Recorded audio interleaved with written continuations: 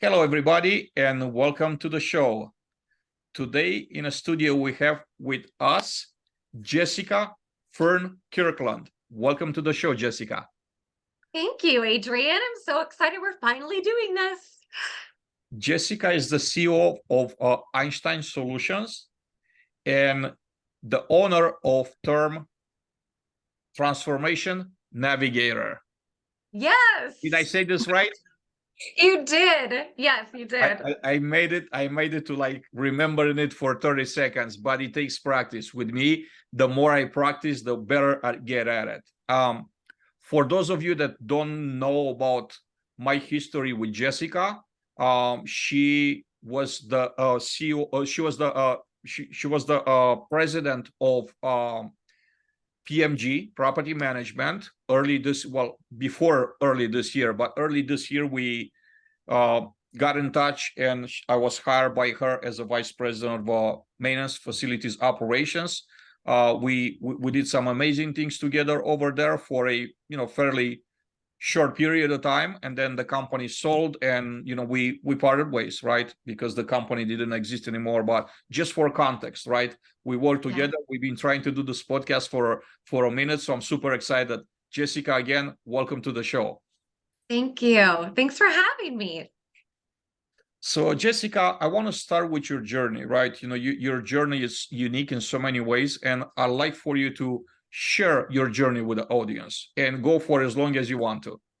Yeah, I appreciate that. And it's funny because the more people I ask about their story, the more it just reinforces one of the reasons why I love multifamily, which is how hard you work is directly related to how far that you go. And I, like many, started as a leasing consultant about 15 years ago and ended up as president. And there's so many different paths that you can go in multifamily, and nobody means to get into multifamily. It always happens by accident.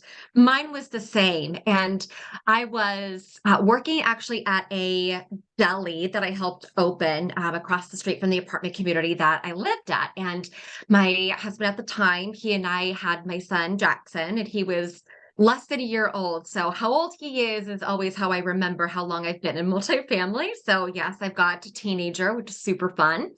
And I often joke with my dad about getting into the industry because when he got engaged to his wife, he lived in an apartment and he was moving out, and I was looking for a new place to live that was closer to my current job. And my husband and I took over his lease there legally. We didn't sublease or anything weird, and we lived in this 1-bedroom apartment. It was all my husband at the time and I could afford.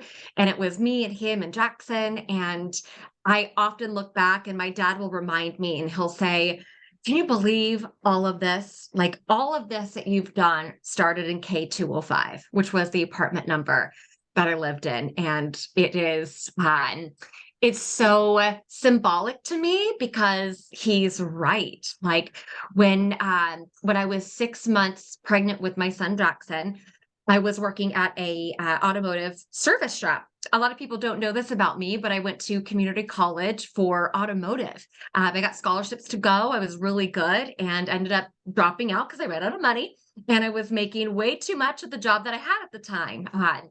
But ended up getting a job as a assistant service manager. And when I was 6 months pregnant, on the exact same day, I got laid off from my job. And my husband at the time got in a motorcycle accident. So the two of us were both unemployed on the same day. Couldn't get hired, right? No one's going to hire me. He can't walk. And we're in this apartment that my dad helped us with rent and all of that. I mean, we really, really struggled. And it takes a while to get back on your feet from that.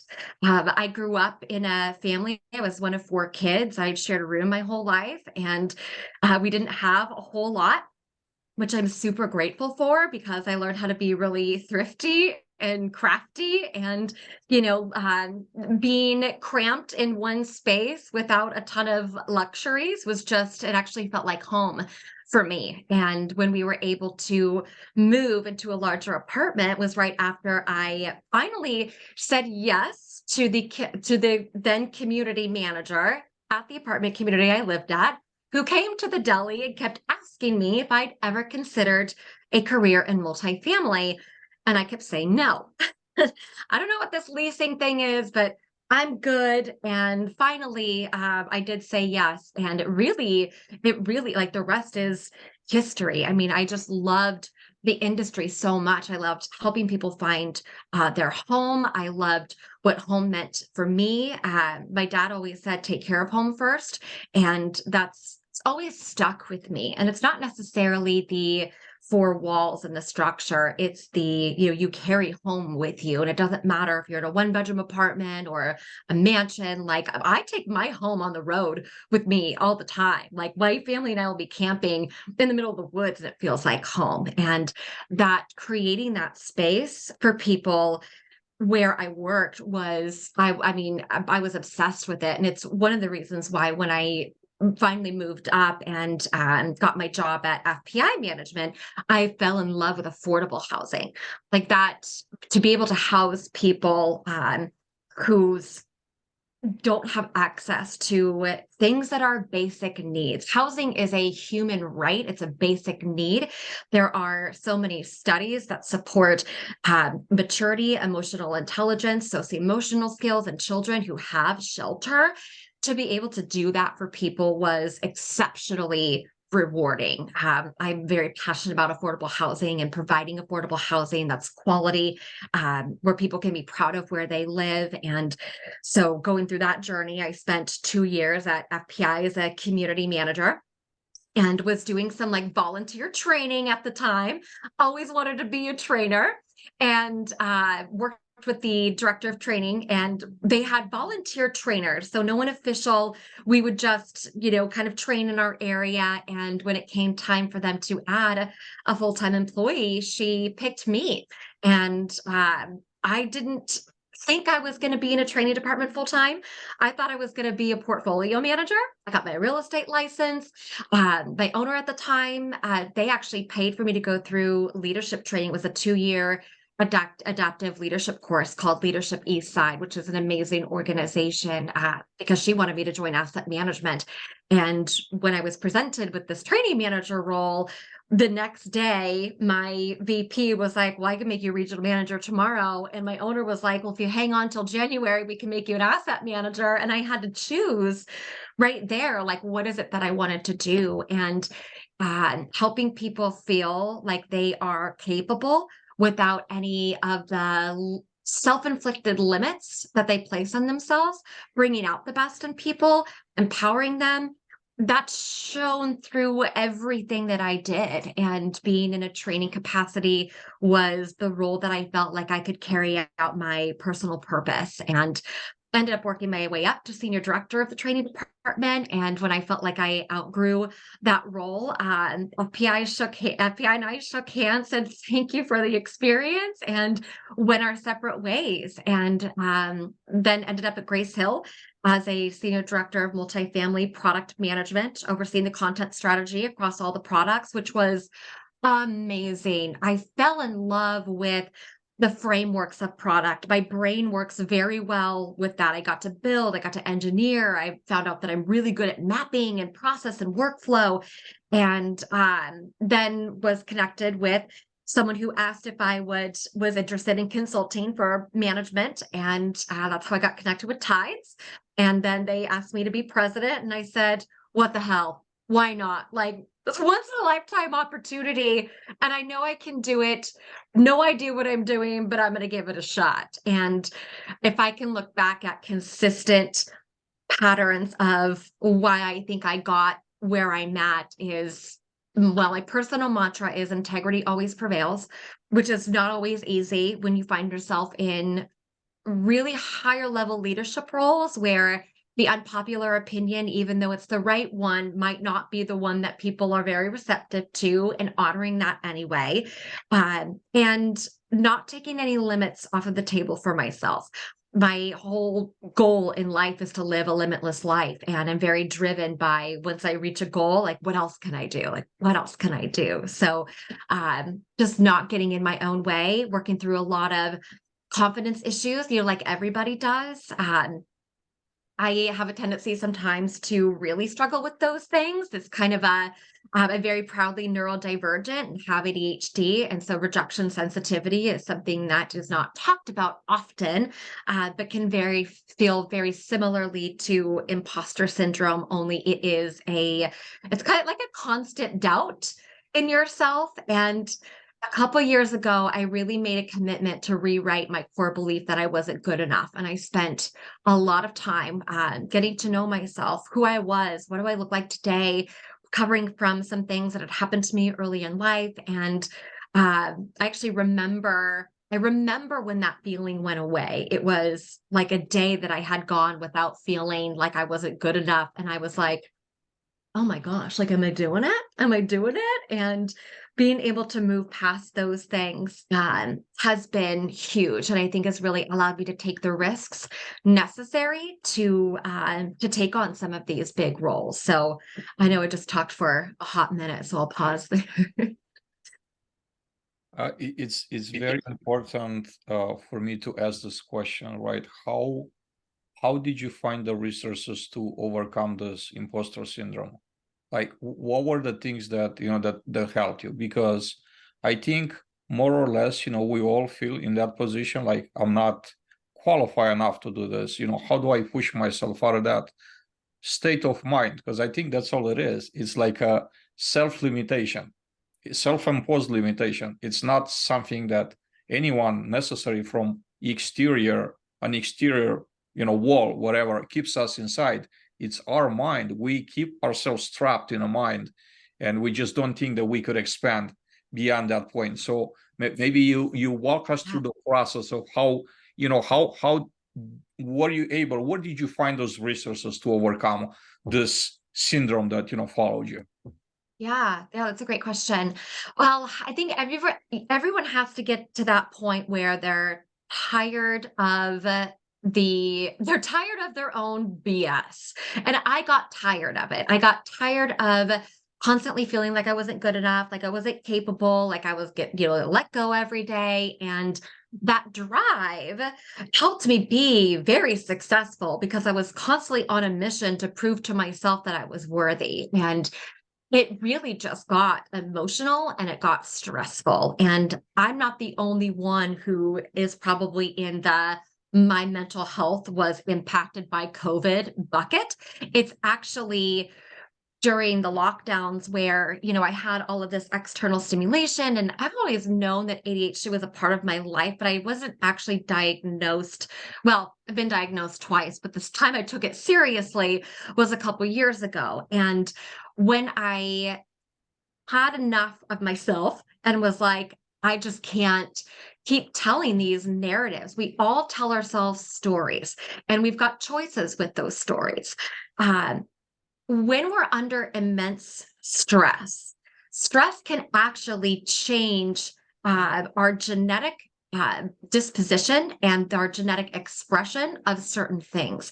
So for me, my ADHD was manageable, even though, I had symptoms and signs of it. It didn't become unmanageable for me until I was under enough stress where my body decided to express certain genes that just made it unmanageable. People who suffer from depression or symptoms of depression or stress or anxiety, and it is a new thing for them that they might still be dealing with that they never have before, or diseases that we might be genetically carrying around, stress will express those things. I can't stress enough the power of that. And I think that understanding and having the awareness and kind of being at your wits' end with yourself and saying, why is it that I feel this way? And facing the things that happened to you, not what's wrong with you, but what happened to you that are causing this level of doubt. It is a form of PTSD, right? Like, we've all worked for very negative workplaces. And there's a reason why when we get an email from our boss and it says, I need you to call me first thing in the morning, that in our mind, we're like, I'm fired. because somebody at some time made you feel some type of way, and they were in a position of authority enough that you believed it. And instead of working through that, because you probably didn't know that you needed to, you've carried it around. Because why would someone in this position who knows me, who has hired me, we think it's an us problem when in fact it's a them problem? And understanding how to separate that I'm not responsible for the words that that person says. I'm also not responsible for how they treat me. I'm also not responsible for their choices. Even if it costs me a job, that doesn't necessarily mean it was my fault.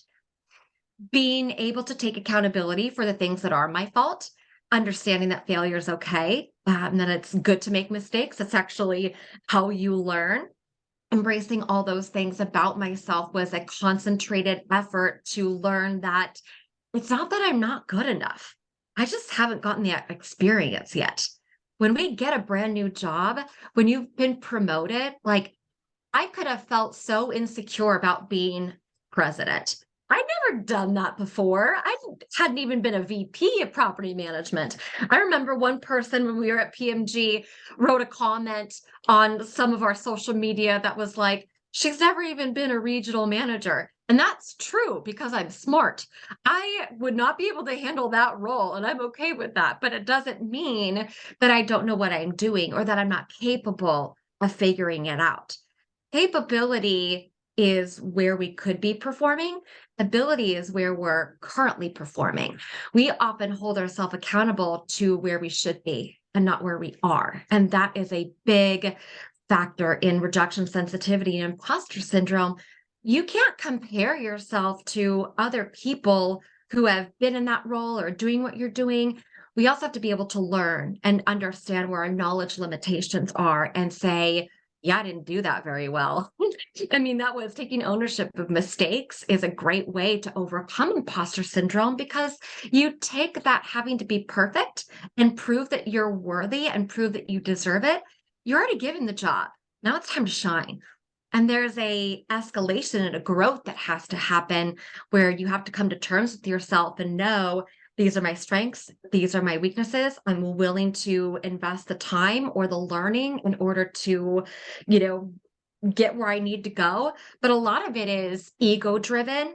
And why do I have the ego that I do that might be preventing me from reaching out to these resources?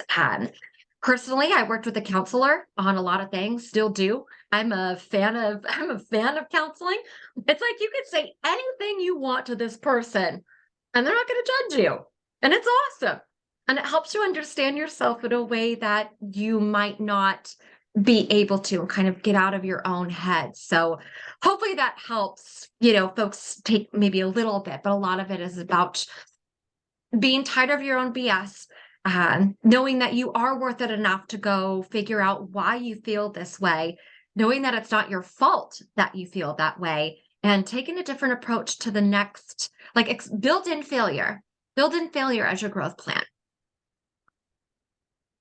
So you said, you had to stop believing in your own BS, but I think an element right here that has to exist is self-awareness, right? What role self-awareness plays into this, and how could someone develop a higher sense of self-awareness? Because I think this is, a common struggle that people have, right?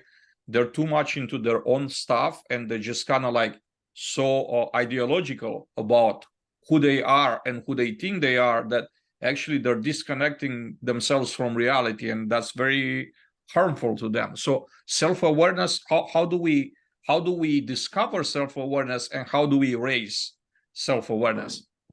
Yeah, that's a great question. I find that when I am listening to others and inviting feedback about myself, that is a great way. That's a great way to discover self-awareness. I have a tendency, and I know this because of, the work I've done on my brain and, listening to other people. When something doesn't make sense to me, I tend to, I have to call it out, but the way that I do it can feel really abrasive. I'll say, well, that doesn't make any sense. And I'm not necessarily saying it to you, I'm saying it out loud. But I didn't understand until I really started to listen to people and build trust and relationships and invited that feedback where I needed to craft that about myself or give people the heads up to say, if I do this, please bring it to my attention because I'm not meaning to, and build that awareness with myself and with others. But I think you've got to be in a position to invite it. I'm a huge fan of critical thinking. And one of the principles of critical thinking is acknowledging that other people know more than you, and you only have the experience and knowledge within your own worldview, and other people have more. And we should never consider ourselves done learning. So the more we know and the more we learn and understand and watch others and stay curious about their behavior in relationship to ours, when we start to put others in front of ourselves and really look at how do I empower and entrust people to be their best, regardless of me, that takes a level of confidence that does tie back to the self-awareness. And sometimes we just have to have real conversations with ourselves. Mine was, I'm not as okay as I think that I am. And that's a hard thing to say. It's a really hard thing to say, because then the follow-up is, well, why not? And what are you going to do about it? So figuring out like where, what are those parts of you that you are afraid of the most, and being invested in yourself enough to go figure them out. They will look different to everyone, but I can promise you there's not been any one person, any one time I've shared things that I've gone through, any time that I've asked for what I've needed, that I've not been met with anything but support. All the fears that I had about people thinking that I wasn't capable, or that something was wrong with me, or that I wasn't going to pay attention. I mean, that was my biggest fear before telling people I had ADHD. It was an important part that people needed to know and understand about working with me. But I was so afraid that people were going to think that, oh, well, she's not going to pay attention, or we can't trust her with this task or whatever. Who I am on a daily basis speaks volumes about my character. And if I've done that consistently, does it really matter? I had to get out of my own way there and really focus on the things that I knew might have been a barrier for me or a challenge for me, and just be real with myself about where I was at. Uh, there were a couple of instances where you mentioned, ADHD. And I do want to ask you, Jessica, how do you leverage like this? How do you use this as leverage, right? Most people use it like something that we got to live with, is going to holding us back. And it's just kind of like, I can't do anything about it.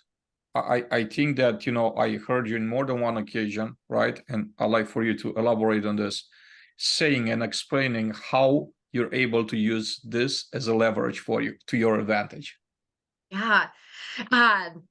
There's so many wonderful things about ADHD, which is a neurodivergent brain chemical deficiency. I mean, just to kind of sum it up, where you don't have access to executive function or the organizing or processing parts that other people do. So people who have ADHD tend to be impulsive. They tend to be mine and everybody's is different. I don't get distracted. I get super focused on a lot of different things. So when I was diagnosed, it's hard because you think that there's something wrong with you. And when I looked back at my entire life, like it really was, I've got a advantage of seeing the world in a way that most people don't have access to. I have figured out that my brain is very good with patterns, like pulling things together that might not be super obvious to others, but correlating them, creating frameworks, coming up with these really cool ideas. I always did my best thinking on airplanes because my brain would just go to town. And it's one of the reasons why my company is named Einstein Solutions. Einstein had ADHD, and the way that he thinks about problems and the way that he approaches problem solving and critical thinking very much identifies with me. And I love the creativity and joy and some of these abstract concepts that I've been able to even include in speaking engagements. It's very different. And when I would really lean into my intuition, that's another gift that I have is intuition. You can just kind of feel or sense things, and so there are disadvantages to it. But what I do on a daily basis, I eat really well. I exercise every day. I track everything. I've got my notebook. I've got project management tools. I have to be really aware of the things that support me or the things that impact me. So that way I'm setting myself up for success. So it can feel really rigid, but I put myself in a place where I can just let my brain go. I take medication. That's something that people don't always talk about. It's a personal choice for everybody. To me, it's part of my long-term plan and how I support myself. It is a choice, a really personal choice that a lot of people have to make. Both my kids have ADHD. My son takes medication. My daughter doesn't. I think the things that people don't talk about a lot is the personality impacts of it. It's not about productivity.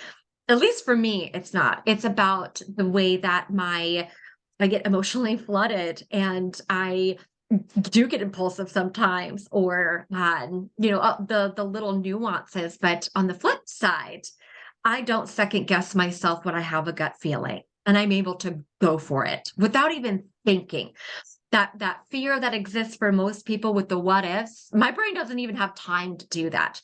I can execute faster than most people I know, precisely.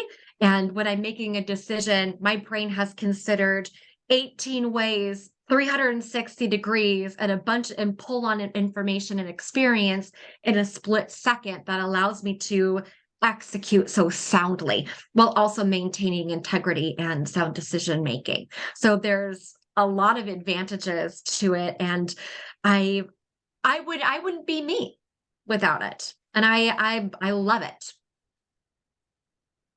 Jessica, next I want you to take us to your journey from being a president of a very well-known property management company to being the CEO, the creator of Einstein consulting firm. And what is it different that you do as a consultant that most consultants are doing, most consulting companies are doing out there for the industry? Yeah. Gosh, I mean, you were right there with me with PMG. I feel really good about the work that we did.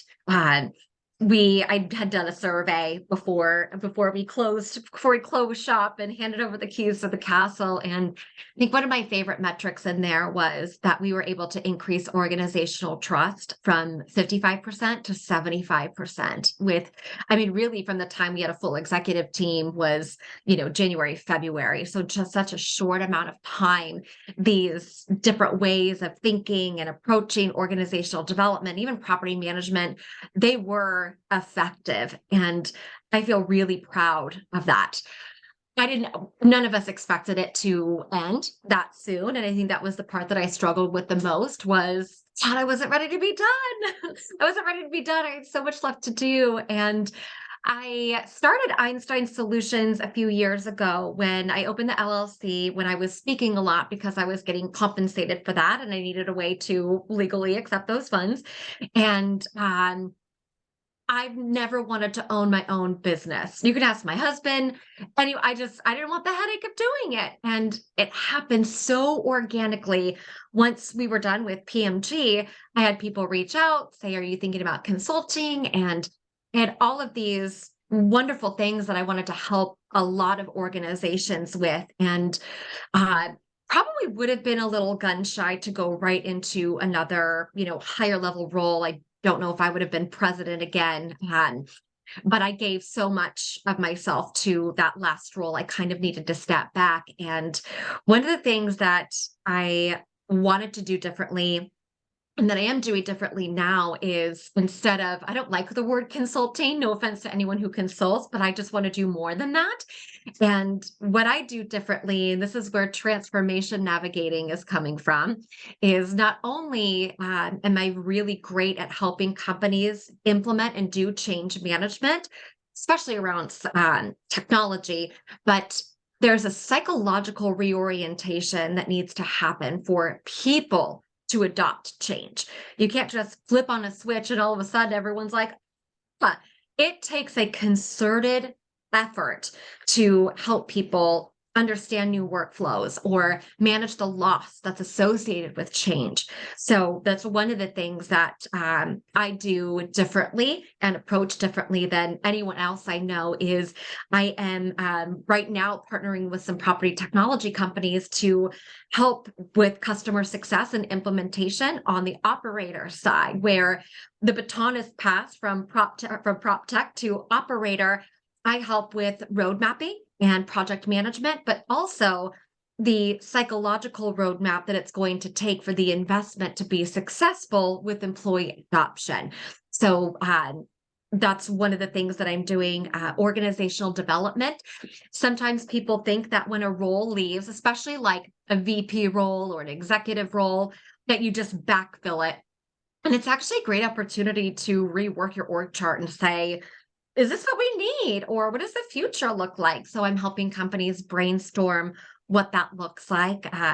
Organizational revitalization. I love fixing things. I love organizing other people's chaos. So problem solving. I've worked with some prop tech companies on their product side. I've got a background in product management. So, and speaking, workshops, that kind of stuff. But I like enablement from the people perspective, from helping the people understand first and getting that adoption and working through the transformation that happens. There is a lot of research that supports that the middle ground between the old and the new, when you're in transition, that is the ground that's ripe for innovation, because you're not married to what's existed before. Those policies and workflows, they don't exist. We're not doing that anymore. And now we're going to start this new thing that we all get to define. And that's where you get a lot of collaboration, and you can really invest and promote your culture and make it more robust and invite different voices to the table. But it also needs to happen very strategically if a company wants to go down that road. But thinking through one change, like if you changed your office greeting, that you're going to require properties used when they answer the phone, folks don't realize that you have to update a policy, probably onboarding training in general, that the employees need to be changed. It's a habit, so it's probably going to take 14 to 21 days. And if you don't assign someone to check and make sure that it's done, then it's probably not going to get done, because they're going to default to their old ways. And how are you going to confirm that the person you've said needs to make sure it gets done actually gets it done? There's a lot that needs to get worked through. So it very much supports how my brain operates, and being able to help companies think through those things so their investments are successful, their companies are more effective. And there is research also that shows that poor to no change management is a loss of 65 cents on the dollar for a new rollout. When you do proper change management, and that includes the psychological reorientation, that's the transformation piece, there's a gain of 35 cents. And that's really where you want. So if you're going to invest the time and resources in new technology or productivity or to change something, you want to protect that investment. And proper planning and support around change is critical if you're going to move a ship. Jessica, I want to stay on technology. Talk a little bit about current landscaping. What do you see in prop tech? Of course, context being that a lot of ownership groups are hurting, right? They got into deals that are not sustainable. Honestly, they got variable interest rates. A lot of them are going to lose assets. That's just a fact. Between now and the next 18 months, probably 24, we will see a lot of receiverships and foreclosures. So in this context where everybody's really worried about how we're gonna, get through this period, economical period, I think that companies are and will be evaluating their tech stack and will have to make decisions like, do we really need this technology? Do we really, or we don't? And that's gonna affect, probably some of the tech companies will go under. They're not gonna be able to to live throughout this process. What do you see yourself in a landscaping? Like what type of trends, and also what do you think that it will give tech companies an edge over their competition to stay in a business and hopefully thrive in this environment? Yeah, great question. I'm going to answer your last question first because it's the easiest, and that's sharing your data. Play nice in the sandbox with others. Integrate, aggregate, and those will be, I think, the companies that don't make the cut because it's an extra login, it's an extra system. There's an education problem in our industry based on the way that it has progressed. The individuals who are in charge of their assets, our community managers, don't have the industry educational support to be able to manage some of these technologies. And that particular role, in order for management companies to make it out of this very strange, weird economic downturn market, everybody needs to do the foundational things right. It's really hard to find those foundational things. When I started in the industry, things were very foundational. They were straightforward. I had a property management score system. I had a screening system. I took my training. I had a triplicate for my move out inspection. And it was very hard or very easy to understand what those foundational things were. The community manager job description is so convoluted with responsibility. It's going to be hard for them to do things right, like focus on resident retention, build those relationships. There's so many changes from technology to workflow to this is what we're going to do this week that the traditional organization structure in property management, it almost needs to get flipped upside down. The community manager role, I think the companies that restructure that to make it more robust, get people with business management backgrounds in there, allow them the freedom to make more choices. There's no reason why someone should be trusted to run a multi-million-dollar asset, but they can't make a purchase decision over $500. It ties their hand. We're expecting them to be too good at too many things. And we're not dealing with the 1980s real estate market anymore. There might need to be a dedicated sales and marketing or revenue management person at a property, or the leasing professional takes more of a traditional sales and marketing role. We will have to change the way that the properties are staffed, which will create a requirement for investment. But I would greatly urge any management company that is looking at, okay, it's a tool problem. It's not a tool problem. It's a education problem. It's a employee support problem. It is the resources that you're dedicating and allocating to every single property. These people need to be in a position where they can execute their jobs efficiently. And maybe there are too many logins. Maybe there's too much technology at one time. Maybe it's a change management problem, and we didn't think about how all of these changes were going to impact people and at what time. We'll have to rethink about these roles in order to make it out, because the managers are going to be the keys to success. 2024 is keep the back door closed. And that requires customer service. That requires relationship building. That requires maintenance and a lack of deferred maintenance. That requires capital improvements, these foundational things that might be covered up right now with all of the noise. Sometimes we're almost relearning how to do them in today's digital environment without the contextual resources or the pay rates to have our employees who are on site actually execute these things. I want to take our conversation into a slightly different direction, right? And I want to talk about personal branding. you are a brand. Whether you want it, you don't want it, you acknowledge it or not, everybody's a brand, right? How important is it to be intentional about building your own brand? I want you to weigh in on this. Yeah. That's I always believe that like your personality is your business card, right? I've heard that before. I did not make that up. Uh, I don't think I realized I had a brand until people started calling me an influencer. And I think I just tried to put my head down and do the right thing. I'm very clear on what my values are. And I think that shows. I also am very driven to contribute. Uh, and I also think it's important to maintain my own perspective, which might not be the popular opinion, but I do think that when people feel empowered to bring their unique perspective to the table, not only does it reinforce their personal brand, but you start to figure out who your experts are. And the more diverse experts you have, the more well-rounded teams and decision making you've got access to.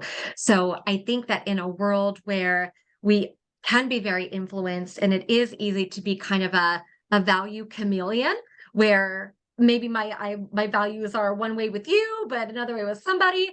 To me, that is very indicative of a person who might not know what their identity is yet. But figuring that out and leading from your identity, leading from your values, making decisions based on that, it's very hard to go wrong, even if it's unpopular. So for me, I think my personal brand is making sure that I feel good when I put my head down at night. And a lot of that is driven from a place of integrity. Next, I picked up on a word that you said a couple of times, influencer, right? So I want to talk a little bit about influencer marketing.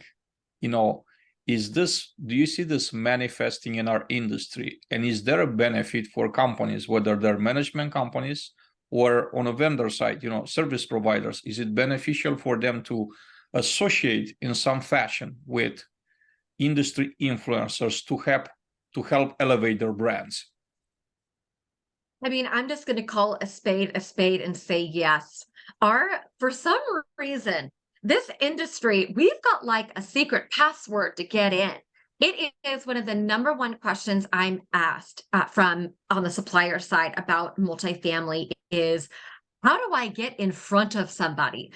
We are very handshake relationship driven. And once you have an in, like once you've got someone who's willing to vouch for you on the operator side, it does open a lot of doors. I actually like the fact that we still are a little handshake driven. And if I am looking for, sourcing a new solution, I'm going to pick the phone and call you, or I'm going to call somebody else and say, hey, what are you using? We're very heavy in the relationship department, and referrals are huge. So I do think that there is benefit. I think as long as it's strategic, because there could be, if there are people out there who are considered influencers and they partner with everybody, it kind of just takes the fun out of it, I guess. But when it's a strategic leverage relationship, and there is like, I would never be an influencer for a company that I didn't identify with, or that was doing things that I felt were immoral or violated my values. We don't see a lot of that, but those would be or something's on my wheelhouse.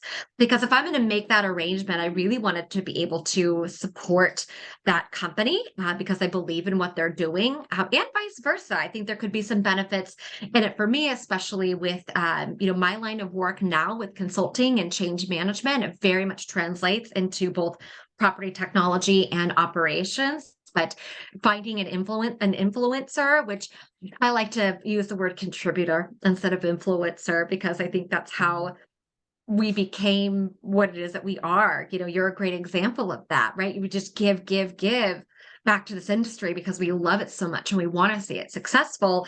You kind of turn around and you're like, I guess I am. It's a very flattering thing to be called with a lot of responsibility. So I think just as much responsibility and care should be taken with those relationships. But I think that it is a great marketing strategy for prop tech companies or suppliers to partner with someone as a way to help break down those barriers and points of entry. Jessica, great conversation. We're about to come to an end, unfortunately. Hopefully we could do like a part 2 of this, because I have Yes, please. 135 questions that you haven't answered yet, because I haven't asked them yet. Yeah. So any closing thoughts, anything that you wish you would have said, any answer to a question you wish I would have asked during our conversation today? Oh gosh. Not that I can think of right now. I mean, like you said, there's so much that we can talk about. And I think that it's really cool that we are both walking down this entrepreneur path. And I'm really excited to see what happens with that. Not just you and I, but the other people who are really seeing this need in multifamily.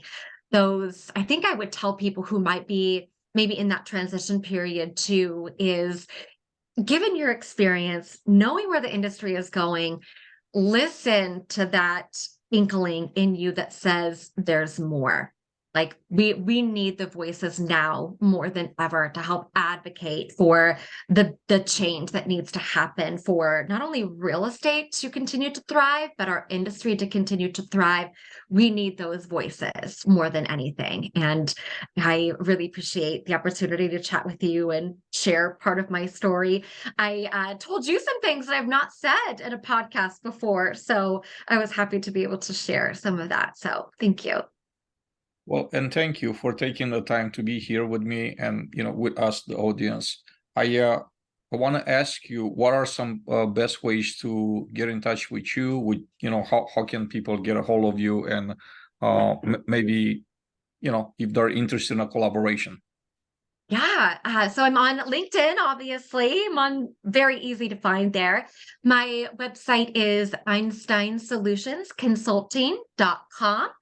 And my email is einsteinsolutionsconsulting@gmail.com, or you can just shoot me a message on LinkedIn. But I'm open to all types of partnerships, collaborations, brainstorm ideas.